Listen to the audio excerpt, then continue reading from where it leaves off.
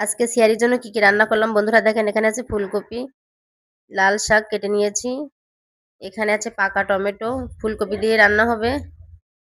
তো চলো রান্না করি এখন। এই যে মাছ দিয়ে দেব, অন্যদিকে আমি লাল শাকটা বসিয়ে দিচ্ছি। এই যে হয়ে গেছে, এবার ধনেপাতা দিয়ে তরকারিটা নামিয়ে নেব। তো বন্ধুরা এই হচ্ছে আমার তরকারির ফাইনাল লুক। অন্যদিকে আমি মাছ ঝোল করে নিচ্ছিলাম, তেলাপিয়া মাছ।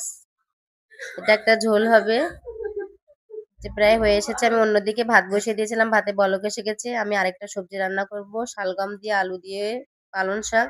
তো ওটাকে আমি ধুয়ে নিচ্ছি, ধোয়া শেষ হয়ে গেছে, বসিয়ে দিলাম। পানি দিয়ে দিছি, এখন মাছ দিয়ে দিব। হালকা জিরা গুঁড়া দিয়ে আমি এটাকে নামিয়ে নেব। অন্য চুলায় আবার একটা তরকারি বসিয়েছি, এটা হচ্ছে সরিষা দিয়ে একরকম টক রান্না করলাম। আরেকদিকে হচ্ছে আমার বোনটা অনেক ছোট, সে রোজা রাখছিল না, তার জন্য একটু পায়েস রান্না করছিলাম, তো খাচ্ছিল সে, তাই জন্য সেই ফুটেজটাও নিলাম। তো ধন্যবাদ সবাইকে সম্পূর্ণ ভিডিওটা দেখার জন্য। আসসালামু আলাইকুম, ভালো থাকবেন সবাই।